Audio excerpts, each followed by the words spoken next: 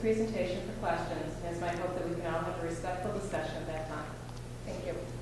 Thank you.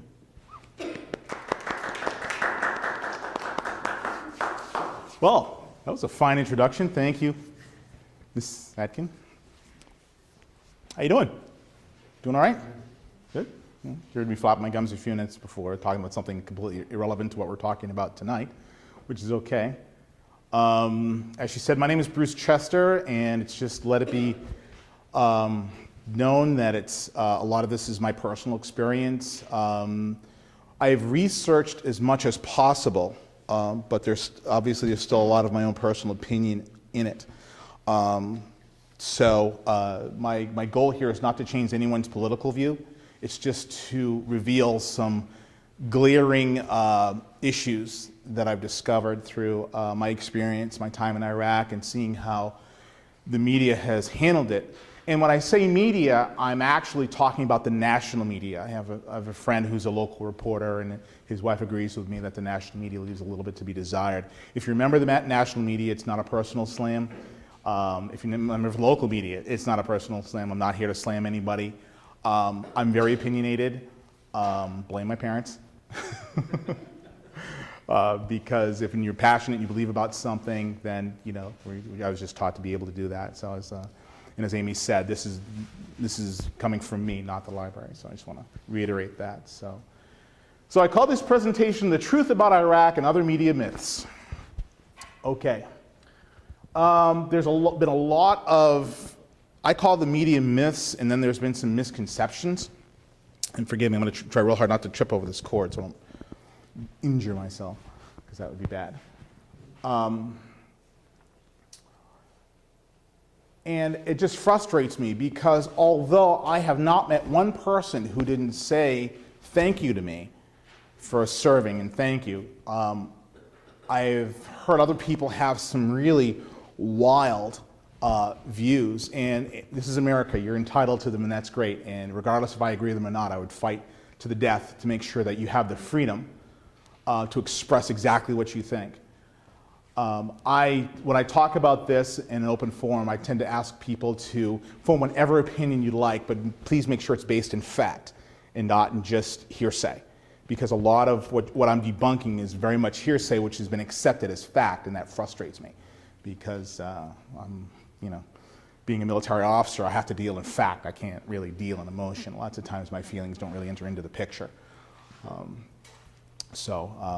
Not that I'm unfeeling, I'm not. I got a little girl, and they know them. She knows I'm awfully overprotective of her, and that's on purpose. So, and as well as my wife, who is helping me along with my friend Lynn. So thank you very much for taking the time to come out and be a part of this experience. Okay, next slide, please. A little bit about me. I was in Iraq from June 2003 to March of 2004. Now I say that very specifically because I was actually activated. I was a National Guardsman. I was actually activated in February, but I did not get physically into Iraq until it was like the first week of June of 2003. So I don't really talk about that period because it's just sort of a transition period to get from being a civilian soldier to an active duty soldier. Like I said, it's 20 years in Mass Army National Guard, pretty much in this area. I was an officer, I was a captain. Captain means people salute me, which was a lot of fun, at least for a while anyway. Went to school all the way through, from kindergarten right here to June 1986 over there, and everything in between. I'm a Lunenburg native. I currently live in Fitchburg. Just for you Lunenburgites, my daughter does go to Lunenburg schools for a reason. Just because I survived them, I think she can too. Okay. Just some of my other education. I was up at Salem State for a little while, and back in the late 80s, early 90s, and I recently received a master's degree in information technology. So if you have any computer questions, save them for another time, because I'd get into it and then we'll be here all night. Nobody wants to spend the night in the library, as much fun as that would be. Next slide, please. Okay, why am I doing this? I'm doing this, like I just said, because of my frustration with how the media is handling, I'm going to call it the war, although that isn't really what it is. I'll explain that a little bit later. But I'm absolutely appalled at the mainstream media and some of the celebrities who rail and misrepresent the situation in Iraq. Okay? It has been badly, badly misrepresented to exactly what is going on over there. Today, tonight, I'm going to enlighten, hopefully, some, or if not all of you, and to find out what exactly is going on there and how we're handling it. Okay. Next slide, please. Expert. Why am I an expert? I was there. I lived in southern Iraq for a year, or thereabouts. I say a year is a little less than that. How you doing? How you doing? Good, good, good. Thanks for coming. Okay. I'm of a mind that a wise man, and probably my father repeated it at some point in time, that a person with experience is never at the mercy of a person with a theory. That's why I'm an expert. Okay, next slide, please. She is not an expert. She wasn't there. She doesn't do any research. I can tell. I have been keeping an eye on her. Okay. The reason is because she's actually doing more damage for the soldiers than she is any good. Okay. If you like Rosie O'Donnell, this is not saying judging her in any way, shape, or form as an entertainer. She's a fine entertainer. She's just not terribly bright. Next slide, please. I say that with tongue firmly planted in cheek. Take a look at why or what got us there, okay? I did a little bit of research, and it's not hard to do in today's electronic age, which you can do too. You can go online, you can Google search, you can, for your own self, if you don't believe me, and you can go in there and you can make your own assertions, your own conclusions. I invite you to do that. I'm never a person to say that I'm right about everything. You know, I had a snide comment, but I'll keep it to myself only because my wife's in the room. Okay? For many, many years, there were several UN resolutions concerning Iraq and Kuwait to be specific. Okay? From the first Gulf War, or even actually before the first Gulf War, there were UN resolutions because of a few different things, mostly because of humanitarian issues with Iraq and bad issues, okay? The bottom line, Saddam Hussein wasn't taking care of his people at all, okay? What you had in Iraq long before we got there was a dictatorship, okay? I don't know of anybody who would disagree with that. That having been said, dictatorship allows itself to be very, not unstable, but just malleable is a better word, because when you have a dictatorship, you can basically, if you've got something of value, you can trade. And I'm going to get more into this later, but you can get other things of value, usually negative things like arms, drugs, things of that nature. So, but anyway, getting back to the UN resolutions, including formal requests for weapons inspections and the condemnation of terrorist activity. Okay, this is against Iraq. Okay. Part of those resolutions dealt with finding the chemical manufacturing plant in 2003 and Saddam's repeated indignation towards the UN and the insults, I don't know if I said that right, the insulting of the United States. What am I saying there? What I'm saying is this.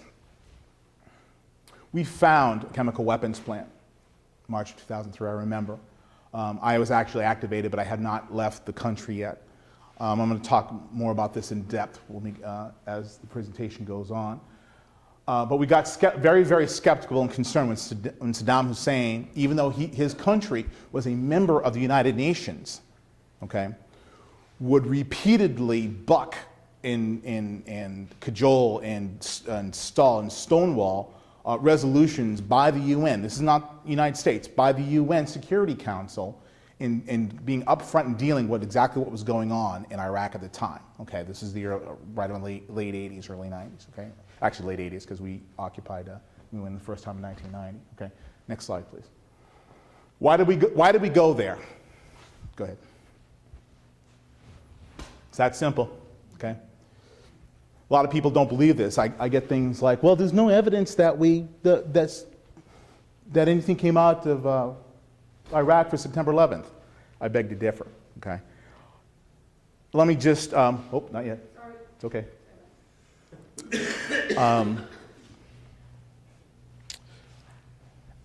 Anybody here been in the military before? Anyone? Okay. Some of you might relate to the term loose lips sink ships. Okay? What that really means is that we need to control the information, not because we want to prevent people from knowing what's going on, but the general release of information may cause undue risk and threat to Americans specifically, but people who are trying to fix the problem per se. For instance, like I said, loose links sink ships was a popular saying through the Second World War. What it basically said is that watch what you say, watch the information you put out, for the simple fact that the enemy is always listening. Okay. Well, in today's day and age of electronic surveillance and internet and all sorts of nifty electronic doodads that can listen up to a mile away, the enemy's got a whole new bag, and they will do they'll even go through your dumpster. I just watched a movie the other night called Firewall with Harrison Ford, and it dealt with that very thing that you saw in the beginning, a guy literally taking shredded paper and putting it together to gain the information off that particular about that particular person, I should say. So the reason why this wasn't generally put out, it was classified. There is stuff that even as a retired officer, I can't tell you. Okay? There are things I know up here that I am not at liberty to release to you, even now I've been out of the military for 2 years, almost 2 years. Okay? Next slide, please. Okay. Why else did we go there? We had confirmed terrorist activity, going back to the UN resolutions, okay? Specifically resolutions 1440 and 1455, okay? You can look them up. National and global security. I put GWOT there, global war and terrorism, which is sort of not a clandestine, but a rather generalization of our activity as far as what we're doing over there. I'll get more into that later as well. But let me talk about national global security for a moment. I am a shameless patriot. Shameless. Okay? I love my country for the simple fact I was born here. Okay? It's not perfect. It's made up of people. Okay? Sorry, I'm just messing with this thing because I don't want to stomp on it. Okay? It doesn't mean we do everything right. It doesn't mean we get involved in things we should or shouldn't. Okay? But being the strongest nation in the world, it is our responsibility to ensure that everybody, not just the United States, but the entire world, has as much peace as we are able to provide for it, much security. That's what I mean when I say national and global security. Okay? That's our job simply because we have the power to do so. Okay? To free and enslaved people, they were enslaved. If not physically, definitely up here. A show of strength goes back to 9/11. To make sure that to the best of our ability, that 9/11 never happens to us or anyone else ever again. Remember, they attacked the World Trade Center, not the American Trade Center. They affected the world's financial operations. Okay, it also have to make you think, well, why is that in America? We're the freest country in the world. Okay, it's the only place it could happen. Same reason why the UN, the United Nations, is sitting in New York. Okay? Why didn't they put it in Geneva? Why didn't they put it in Japan? Why didn't they put it in Australia? My opinion is kind of self-explanatory. That's my opinion. I'll stick to it. Next slide, please. Okay. I tend to have a little bit of a I don't know if I said cleric, I'm not sure a lot of you would understand what that meant. My nature is sometimes when I'm talking about something I'm passionate about, to get a little blunt, forgive me, I'm not trying to be rude. It's what my dad calls straight talk. Okay? If you can't handle straight talk, I'm going to caution you because I talk straight. I don't know how else to do it. Okay, I'm not smart enough to play games. Okay? Media myths, or how to have someone do your thinking for you. That was supposed to be funny. I thought it was funny. Next slide, please. Okay. Media myth number 1. This is worse than Vietnam. Fact. Fact. It is not anywhere close. In Vietnam, you could not call your wife whenever you felt like it, or at least on a regular basis. I could. In Vietnam, if something happened where my wife, who is legally disabled, does not have the ability, the physical adaptability to be able to achieve something, okay? The Army had me home within 2 to 3 days because my wife needed me, okay? It's a whole different world. And my heart goes out. Any of you who served in Vietnam, I salute you because you had it a whole heck of a lot worse than we did, I'll guarantee you that. Just as a quick aside, the day I came home, I had come out of Iraq in March of 2004, spent 3 weeks in Kuwait, and then a week in New Jersey. And after that week in New Jersey, I was on a bus that brought me back to Massachusetts, and my wife was waiting for me. And I remember I was on the bus, we were pulling into the yard, and I saw this limousine. And I said, oh, that's cute, somebody got a limousine, and thought nothing more of it. Well, to make a long story short, the limousine was for me, which was kind of nice because I'd never been in a limousine. You know. It was kind of cool. I'll never forget the driver. The driver, he was kind of a stout guy, probably in his late 40s, maybe his early 50s. I think his name was Tony. Okay. Now, I'd never met Tony before in my life. I was in full desert uniform, and I walked up and I said, hey, how you doing? Hey. He goes, hey, how you doing? No joke, never met this man before in my life. Grabbed my hand, shook it, pulled me in, hugged me, and while he was hugging me, he said, nobody ever welcomed us home. And it's like, wow, okay. So I salute anybody who did any time in Southeast Asia, okay. But again, you can check this online, you can look this up. I think, I haven't heard the latest death toll in Iraq. I think it's around, or at least close to 3,000 people so far. We lost a whole heck of a lot more of that in the first few months of Vietnam. Remember, Vietnam went on over 10 years. I think it started in 61, went to at least 75, so it was going a long time. Okay. Next slide, please. Okay. Media myth number 2. George Bush lied to the American people about the WMDs, weapons of mass destruction. That's a hot topic, isn't it? I like to talk to people about weapons of mass destruction because people forget really quick. Okay. I mentioned before about a chemical weapons plant that was found in March of 2003. I remember when I heard it, I was in New Jersey in an Army barracks at Fort Dix, getting ready, preparing to go over there. I heard that story report on one time, once by the mainstream media. Okay, I never heard about it again. I never heard what they did. And I was listening. I don't know about you. Chemical weapons is a weapon of mass destruction. Okay, I'm going to ask. You have a question or a comment? Well, I have a question, I guess, in common. You said you heard this once, and I heard it also. And the reason you never heard it again because I found out it wasn't true, and that was reported. That there wasn't a chemical weapons factory. When they first went in there, they thought it was. It was all over the news. And then it died because it turned out it was a false report. But why didn't they report that? It was in the news, but it was over. But they didn't report that it was true. I went looking for it. That's the only reason why. And that meant very. You'll find it. Okay, I'll do that. Thank you. Okay, I'm going to ask you to save the rest of the questions till after, just because we're pressed for time. So, but where am I? Oh, okay. All right. So this is something I'll take a look and research. Okay. During the 2004 election, there were 300 pounds of TNT found just outside of Baghdad. Okay. Now, 300 pounds of TNT may not be considered a weapon of mass destruction. Do you know what you do with 300 pounds of TNT? It's a very crude way to set off a nuclear device. Okay. Not really the best way, not really the most efficient way, but effective. Okay. And we found some fighter jets that were buried in western Iraq near the Syrian border. I remember that distinctly, simply because I was when I was in Iraq, I was at an air base, and we had a lot of junk. Now, I'm sure it would have been decommissioned and cleaned out and everything, okay?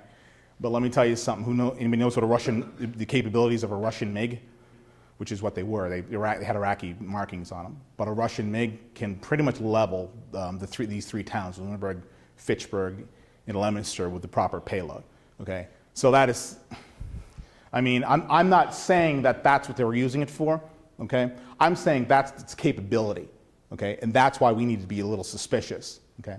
On top of the fact that we got stalled off so long. Not we, I should say, the UN got stalled off. Okay, next slide, please. Okay. Media myth number 3. The Iraqi people don't want us there. I hear this from people who weren't there. I don't understand that. I was there. I was talking to these Iraqi people. I saw how they lived. You'll see some pictures of how about some of these people live. Okay? And there wasn't, I think, one person that was not, well, it's a bad comparison of mine. They were just excited for us to be there. They liked the fact that the Americans are here and now they don't have to be scared anymore.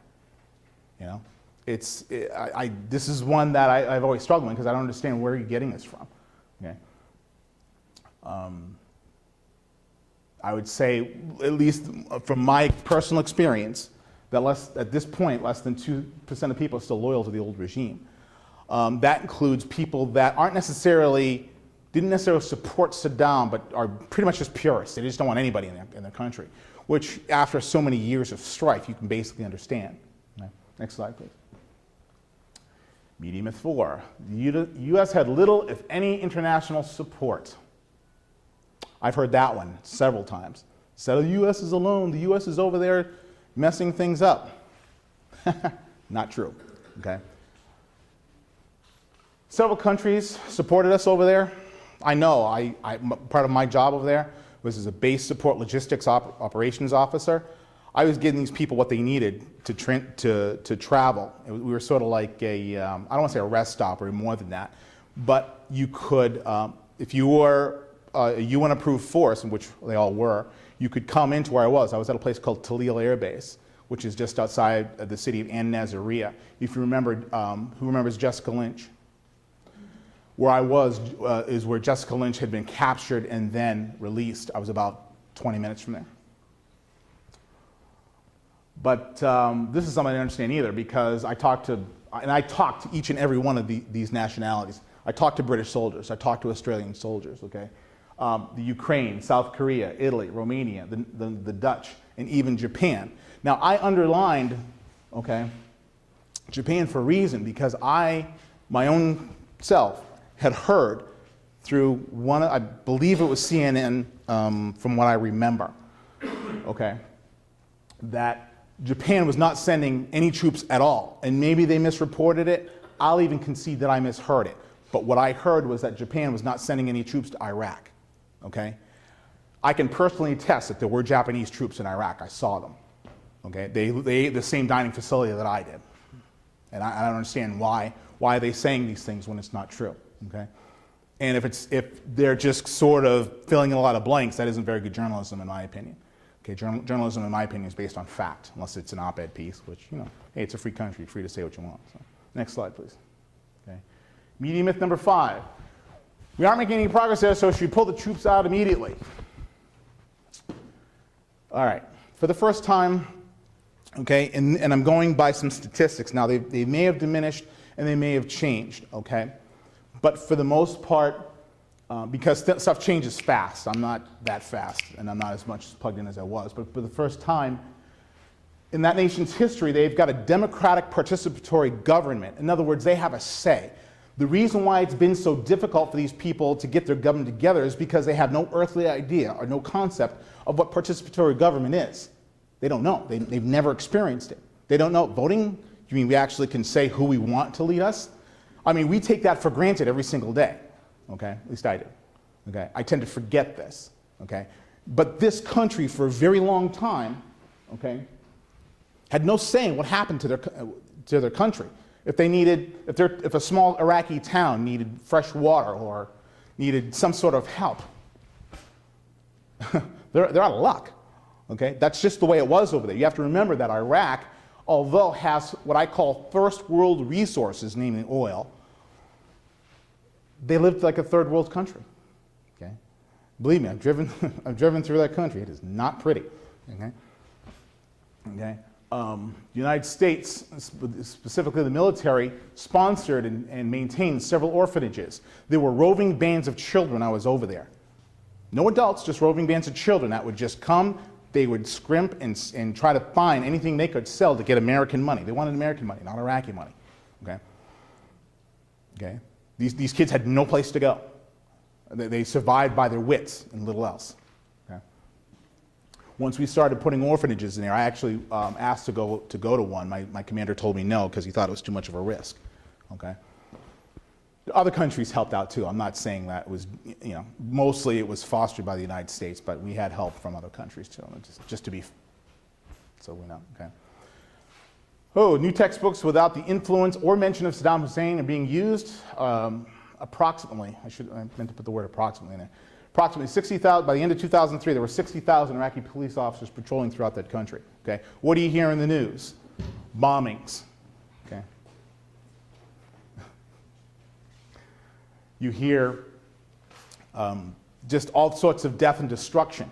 You never hear about these brave Iraqi men and women going out and patrolling and trying to keep the peace of their own, just like our officers here, okay? You never hear about that. Okay? I don't know why. Next slide, please. Okay. I call these mini-myths, or additional misconceptions that are just basically comments and common beliefs about what's going on and how we ended up where we're at and everything. So, next slide, please. Okay. Like I said in the beginning of this presentation, I really don't care what your political affiliation is. I don't care. I'm not a mouthpiece for George Bush. I could care less what you think about him. It's a free country. We have that right. If you don't like him, that's fine. That's not why I'm here. Okay? Could care less. Okay? But what I discovered is that a good portion of people have no earthly idea on how the American government works. I know that because I taught civics, and even at a high school level, and some of these kids had absolutely no clue. I'll wait.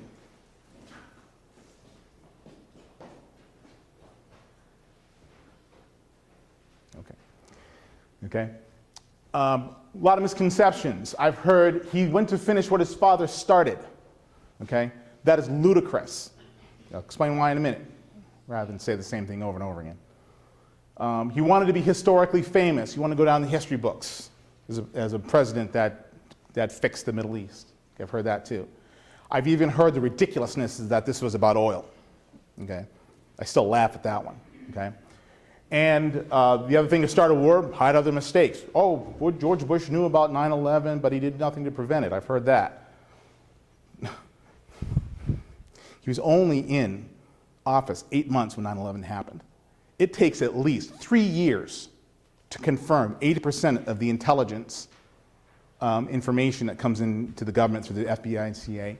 Okay? It takes a long time to sift through that stuff because tons of it every single day. It's all right. Just hit the page up button. Just keep tapping it. Keep going. Good. There you go. See? Easy fix. Okay. I hit the page down button one time. Hit it one time. Bam, bam. Okay. Reality check. Okay. Most of what President Bush did to go into Iraq, he needed congressional approval for. Okay. The funding, the release of troops, the ability to call up the reserves, okay? He does have a modicum of power, but he can do very little without congressional approval. If Congress wanted to shut him down, they could do it like that. That's how our government's designed. Who's ever remembered checks and balances from your American history class back in 7th grade, okay? That's the entire reason why one man in this country does not have all the power, okay? Okay, love him or hate him, he doesn't have that kind of power. He is the most powerful man in the world, okay? But there's a reason why America is free, because one man can't control everything, okay? That's how the government works. That ain't me. That's not my opinion. Okay? If we wanted Iraq's oil, it would have been cheaper just to buy it. Anybody notice that gas is a little high nowadays? Okay? You think if we had Iraq's oil that we'd be paying $2.69 for gasoline right now? I don't think so. Okay. And one thing that really frustrates me is Congress supported this thing. I remember like it was yesterday. Okay, they were for it. They supported the president. He had more than a majority. There was very few people that opposed any of this. Not saying there weren't. There were. Okay. But look at things now, and this is before the last elections, the congressional elections. Okay. When the going got tough, when things got unpopular, okay, they said, oh, you know, well, the president's gone off now. He's not doing things right. He's going off, and it's kind of like, yeah, he's a man. I'm sure he's not doing some rights, okay? If he did everything right, he would scare me, okay? That's like saying Bill Clinton did everything right, okay? Next slide, please. Other common misconceptions. People believe that rapid troop removal is the best way to handle Iraq. Bring our troops home, get them out of there, do this. Do you ever take an ice cube and stick it in a really hot cup of water, a liquid? What happens to it? It cracks and it breaks. That's exactly what would happen if you pull troops out of Iraq too fast. I'm not saying you shouldn't have a drawdown when it's necessary, okay? I'm not saying we should not have a plan to minimize the amount of troops that are there. But do it smartly. Don't just yank them out of there, because that's a disaster waiting to happen. Any money being spent on Iraq is being wasted. That is also not true, okay? Now granted, when you're dealing with large sums of money and politicians, I'm not that cynical, but I'm sure somebody's probably getting a little extra payola, okay? That's life. I'm not that naive. However, okay, a lot of the money is going to the troops, okay? By the time I left, my wife still kids me about this to this day, okay? When I first got to Iraq, where I was at Thr Air Base, we had nothing. My food was brown. I couldn't identify it, but it was brown, and it kept me alive, and that's all I really needed at that point in time. By the time I left there, we had a Pizza Hut and a Burger King. We had PlayStation 2, okay? They were putting in a brand spanking new gym, okay? I had air conditioning actually early on, thank God, all right, because it gets hot there, okay? The great thing about America is that we just don't like to be comfortable for that long, uncomfortable, excuse me. So but it took time, okay? There was some stuff for troop comfort. There's other stuff for troop survival. There's other things that, if you itemized it, it would make sense, okay? I'm not going to itemize that because we'll be here for 3 days and that just bore the living daylights out of you. I know it would me. So I'm not an accountant, otherwise I wouldn't be standing here. No offense to any accountants here, they're great people. I'm just not one. Okay. Now, here's an interesting comment. Somebody actually said, and this is really out of left field, it's unfair for troops to go over there and fight. Anybody want to define a troop? Isn't that what they're supposed to do? I think Cindy Sheehan said that. Okay. Keep in mind, folks, that all the troops who were over there were already in the military before they got there and voluntarily went in. There hasn't been a draft probably in my lifetime. I haven't said my lifetime, probably since the early 70s. Okay. Nobody's been drafted, not since I've been in the military. Okay. We're all volunteers. Okay. That's why I don't understand this lieutenant that's refusing to go over. It's kind of like, it's bad enough that you took an oath. Okay, when you got commissioned as an officer like I did, you took an oath that you would support and defend the United States and follow orders. Now, obviously, there's a little bit more to it than that. Obviously, I would be remiss if I said if I followed an order I felt was illegal, that it wouldn't be my fault. It would be. But on the other hand, that was our job. Okay? I am fortunate. I have never fired a shot, and I've never been fired upon, even living in a war zone. Okay? But some did. The other thing is that what was the latest troop deployment? Was it 21,000? I thought I round numbers badly. 21,000. Okay. They did an article on me for this this past Easter, Fitchburg and Sentinel Enterprise, and it was a good article. I read it. I bought several copies. Yeah, I'm a little vain, I know. It's been a while since But in that article, and I'm going to say this to you, 20,000 troops or 21,000 troops deployed does not equal to 21,000 troops fighting and shooting. As a matter of fact, I would say about 8% of that 21 troops is actually going to pick up a gun and patrol the streets of Baghdad and Tikrit and Samoa, excuse me. Okay? The other ones are supporting them. Okay? I was a maintenance officer, not an infantry officer. There was a reason for that. I just didn't want to be a grunt. I like being comfortable. Infantry people walk everywhere. I like to drive. That's why maintenance officer, I was making sure I had a vehicle. Okay? But that doesn't make any sense, does it? People are actually saying this. Okay? I mean, I can kind of understand these other ones. This one makes no sense to me. No sense at all, but people actually are saying this. This is crazy. Why would it be unfair for a troop to go? That'd be like saying if you were a doctor, it wouldn't be right for you to go in and practice medicine on somebody. even if they were terminal. Doesn't make any sense, does it? That's their job. That was the Hippocratic oath that doctor took. I'm not saying you're a doctor. I don't know if you're a doctor. Okay. All right. Doesn't make any sense. Next slide, please. Was it worth it? I think it was, and I think it was the right thing to do. Okay? Here's why.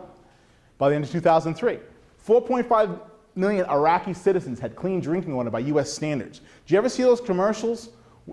They're the Christian charity fund, something or other.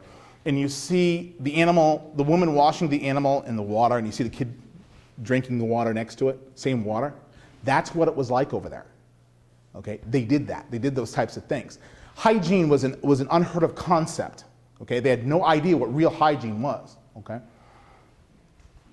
those kids would get sick. Young kids would get sick. Okay, sometimes they build up an immunity. That's why they told us when you go over there, don't eat any of their food. Okay, because you'll get deathly ill. I had a sergeant that didn't pay attention and did that. Okay, he's okay. He didn't die or anything, but he got real sick simply because our bodies can't tolerate their germs. It'd be like them coming over here and going to McDonald's up the street. Okay, up the street, different town. Sorry. Okay. But the thing is that now they don't have to be as sick as they were. It was a sick nation physically. Okay. 400,000 children had current immunizations. Okay, that's the United States doing that. 1,500 schools, oops, forgot my S. 1,500 schools had been renovated, and the weapons that were stored there had been removed. Okay. The port at Qasr, which was on what little coast Iraq has, was updated to allow faster offloading of grain, so those people can have some sort of food production. Okay. And at that point in time, school attendance was up to 80%. I believe that's actually dropped a little bit because of heightened activity in certain areas. Okay. But overall, by the time I left Iraq, this is what was going on. Okay. I don't know about y'all. Okay. That's good stuff. Okay. Next slide, please. Like that? Have some more. August 2003. Okay. I don't think any of that actually came to the United States, but Iraq had its 2 billionth barrel export of oil. Okay. They weren't exporting oil under Saddam Hussein. He was keeping it to himself and using it to buy stuff with. Okay. Don't you wonder how he afforded all those palaces? He must have had about 100 of them all over the. I mean, here got 100 houses, 100 places to live, and they were not small. They were big and they were nice, gold inlaid faucets and all that kind of jazz. All right. You're selling it to other people. Country received 3 times the electricity they had before the war, and I put war in parentheses for a reason. Okay, we'll get back to that in a minute. 100% of the hospitals, I say were because again, I was trying to find the latest statistics, but this is what it was when I left. Okay, it might have gone down, it might have gone up. I haven't been able to, in time for this presentation, was not able to confirm that, but I know that's what it was when I left. Okay. Sewer and water lines were installed in every major city. Let me tell you something. You never wished you had indoor plumbing like you did if you spent a year over there like I did.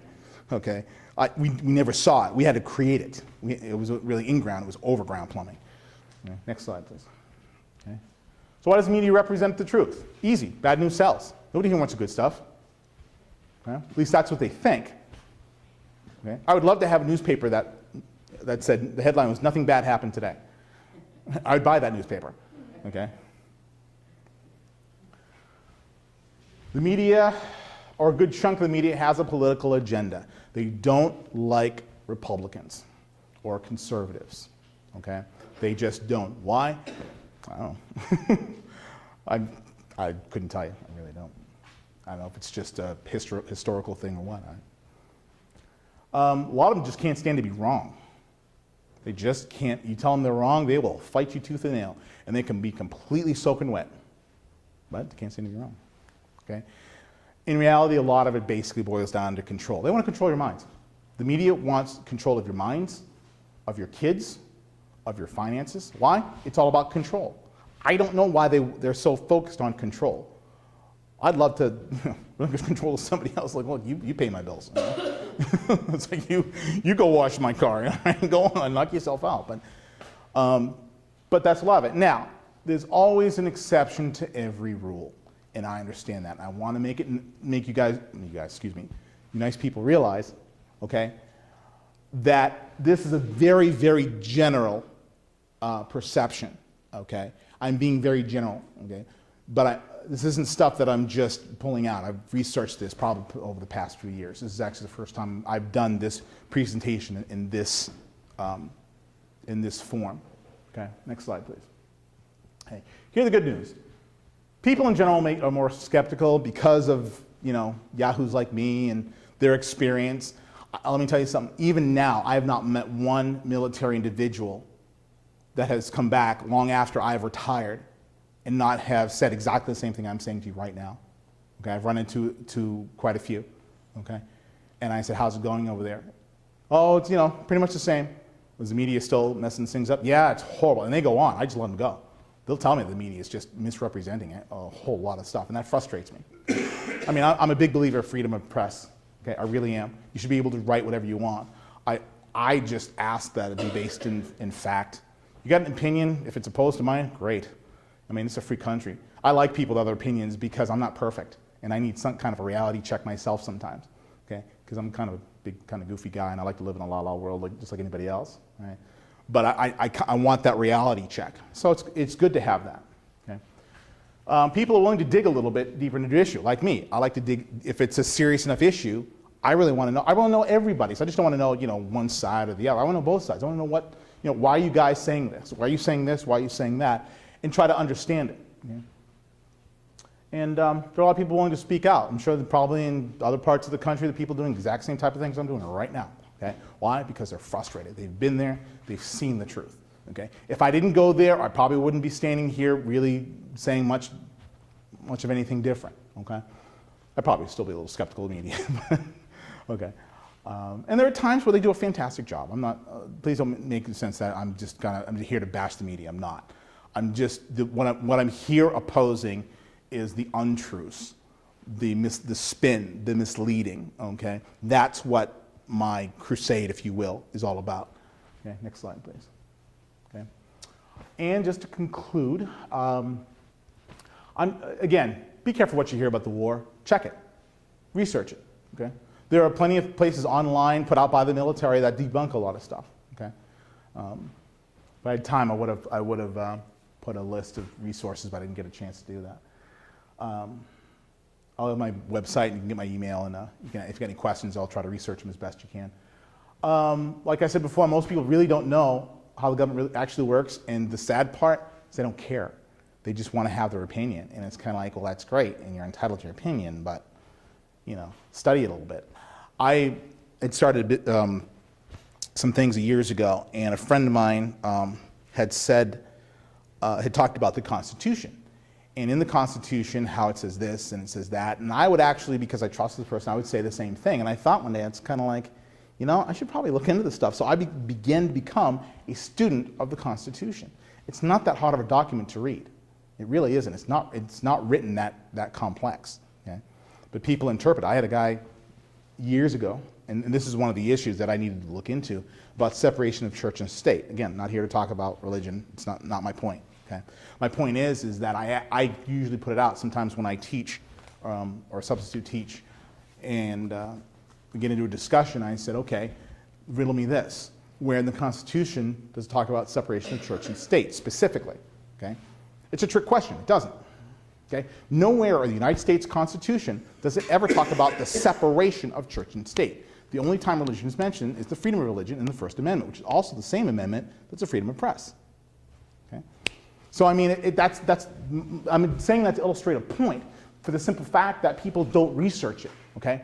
We got all this wonderful electronic gadgetry and all this access to information about, the left-handed smoke-shifting lizard of Namibia and but people don't really study too much about their own environment, their own area. Even locally, how many did not know that every state has its own constitution? Okay? Every single state has its own constitution. Every single state's constitution has a preamble, and God is referenced in every single preamble. How do I know this? Studied it. Okay? Contrary to popular belief, I don't have that much time on my hands. Okay. Media's big business. No matter how they slam business and the government and whatever, okay, They want your money and they want your mind, okay? They want you to believe what they're telling you. That's what I mean. When I say they want your mind, I'm not saying they're brain snatchers or body snatchers. I'm not trying to be goofy, okay? What I'm saying is they above all want you to believe wholeheartedly what they're telling you, okay? Even to this day in 2007, okay? Now, most people who are journalists, yeah, I mean, that's not an unreasonable request, but it comes with a certain amount of responsibility. That, okay, if you're going to be a journalist, you're going to report the facts as they are, unless you're doing an opinion piece, which you know is an opinion piece, and that's fine, okay? Hey, op-ed yourself till you're blue in the face. Knock yourself out. It's a free country. You should be able to do that. Whether I believe it or not is immaterial, okay? Whether I agree with it or not doesn't matter. You should be able to say what you feel or what you think, okay? That's what this is about, okay? And this is why I'm here, because I'm hearing a lot of misinformation, and it frustrates me, okay? And the only thing I really know how to do is flap my gums, so here I am talking in front of you. They say I'm good at it. At least my wife does. Okay. And most importantly, get out and vote, but get out and vote intelligently. Nowadays, it's very, very easy to find out what the candidate believes and what they don't believe. I have a mind. I'll walk into a guy's office. When I lived in Leominster, anytime I walked downtown, I would walk directly into the mayor's office and say, "Hey, how you doing?" Okay. Most of the time, he wasn't there. Okay. But that's good, because if it was there too much, I'd be a little, hey, what are you sitting here? Get out of here, you know. But that's the way that it's supposed to work. Now, I'm not going to say you should go to Boston and walk into Deval Patrick's office, even though I probably would. Okay. I'm just nosy that way, just to see what would happen. Okay. Who knows? Maybe you get 5 minutes of the guy's time. You never know. You know, you hit it just right sometimes. Okay. I'm not saying to go out and do that. I'm saying research your voting, okay?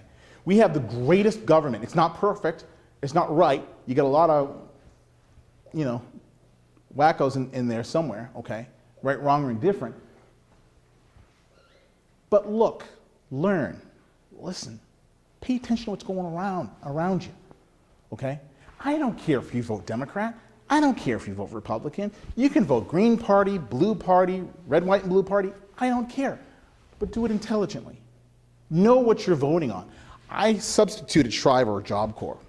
And some of these kids, to put it nicely, have an edge. They're a little tough around the edges, a little crispy around the, And you'd be surprised. These kids complain until they're blue in the face, but they won't go out and vote because it's too hard. How hard is it to go in and go, how hard is it to say, okay, I like that guy, I don't like that guy. How hard is that? But then they want to complain. Okay? I've met one person in recent years that says, I don't complain about the government because I don't vote. Okay? I appreciated the fact she was honest, but I felt like slapping her. Okay? Didn't do it. No violence.